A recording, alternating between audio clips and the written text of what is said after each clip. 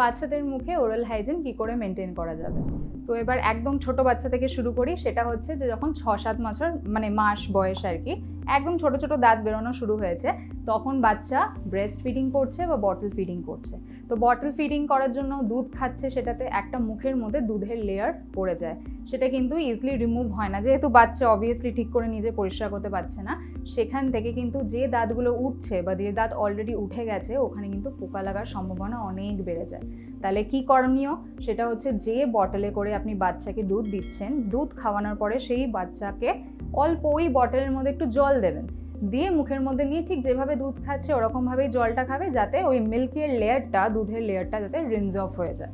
এটা আর একটা বাবা মাদের বলছি, সেটা হচ্ছে যে আঙুল ভালো করে পরিষ্কার করে যদি সম্ভব হয় বাচ্চার মুখে একটু আঙুল ঢুকিয়ে মাড়ির জায়গাগুলো, দাঁতের জায়গাগুলো একটু জল দিয়ে রিনজ করার চেষ্টা করবেন।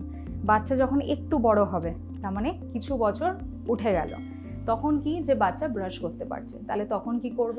বাচ্চাকে আয়নার সামনে দাঁড় করাবেন, করিয়ে ওকে ব্রাশ করা শেখাবেন। অনেকেই বলছেন যে দিনে 2বার করে ব্রাশ করছি তাও দাঁত খারাপ হয়ে যাচ্ছে, কেন ক্যাভিটি? আমার বাচ্চা তো 2বার করে ব্রাশ করে তাও ক্যাভিটি হচ্ছে কেন? এবার এইটা হচ্ছে যে ব্রাশিং কিন্তু শুধু 2বার করব তার মানেই যে দাঁত ভালো থাকবে সেটা নয়, অনেক কিছু ডিপেন্ড করে। তার জন্য ঠিক টুথব্রাশ যেমন রেসপন্সিবল, ঠিক টুথপেস্ট রেসপন্সিবল, আর কিভাবে ব্রাশ করছেন ভেরি ভেরি ইম্পর্ট্যান্ট। তাহলে সফট ব্রিসেলওয়ালা যে টুথব্রাশগুলো হয়, যে কোনো ফার্মেসিতে আপনি পাবেন, সেই toothpaste, fluoridated toothpaste with a soft brush, ওটা ইউজ করতে হবে। আর কিভাবে আমরা করব সেটা হচ্ছে কখনো হরিজন্টাল মুভমেন্টে কিন্তু ব্রাশ করব না, আমরা আপ অ্যান্ড ডাউন ভার্টিক্যাল মুভমেন্টে করব, ভেতর দিকে সার্কুলার মুভমেন্টসে করব। এটা বাচ্চাকে আয়নার সামনে দাঁড়িয়ে শেখাবেন যাতে বাচ্চা সেটা মনে রাখে। আরেকটু যখন বাচ্চা বড় হবে, 10, 11, 12 বছর হয়ে গেল, তখন কিন্তু মাউথ ওয়াশ ইউজ করাটা একটু শেখাতে হবে। ফ্লোরিনেটেড মাউথ ওয়াশ হলে বেটার হয়।